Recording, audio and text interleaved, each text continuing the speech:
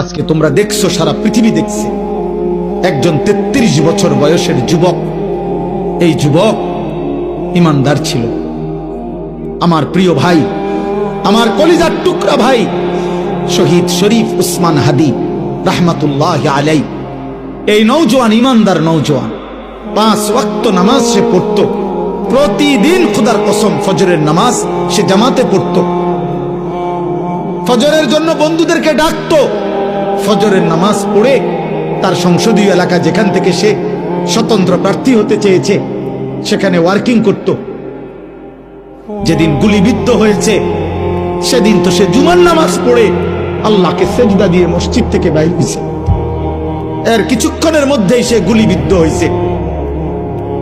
সে হাফেজে কোরআন ছিল, তার বাবা আলেম ছিলেন, তার বড় ভাই আলেম, সে মাদ্রাসার ছাত্র ছিল, সে আল্লাহকে ভালোবাসতো, পাক্কা ইমানদার ছিল।